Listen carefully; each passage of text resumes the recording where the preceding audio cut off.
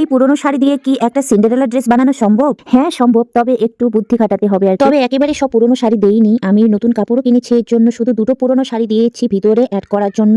আর এই পুরনো জিন্সটা কেটেছি শুধুমাত্র উপরের পার্টটা রেডি করার জন্য, কারণ এইরকম কাপড়ের একটা প্রয়োজন ছিল সিন্ডারেলা ড্রেস বানানোর জন্য। প্রথম দিকে খুবই চিন্তা হচ্ছিল, কারণ আমি প্রথমবার বানাচ্ছি এই ড্রেসটা, এর আগে আমি কখনোই ট্রাই করিনি। তবে কাজটা যখন আমি শুরু করলাম তখন ঠিকই মাথায় বুদ্ধি বের হয়ে আসলো। আর এই সিন্ডারেলা ড্রেসটার একটাই প্রয়োজন, সেটা হচ্ছে মেয়ের সামনে বার্থডে আছে, সেই জন্য বার্থডে উপলক্ষে এই ড্রেসটা বানাতে হচ্ছে আমাকে। তো জানি না মেয়ের মনের মতো করে বানাতে পারবো কিনা, তবে চেষ্টা তো করেই যাচ্ছি। তো গাইস, তোমরা তো জানো সিন্ডারেলা ড্রেস বানাতে গেলে অনেক কাপড়ের প্রয়োজন হয়, তো সেই জন্য আমি আমার প্রিয় কাপড়টাকে কেটে নিলাম। আমি এরকম দুটো কাপড় কেটে নিয়েছি, যত কাপড় দিব ততই কিন্তু ড্রেসটা ভীষণই সুন্দর লাগে দেখতে।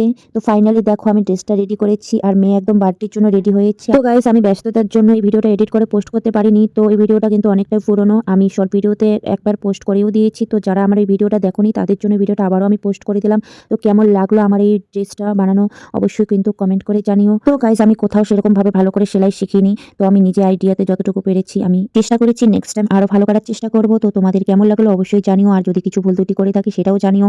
তো আজকের মতো ভিডিওটা এখানে শেষ করছি, টাটা বাই বাই।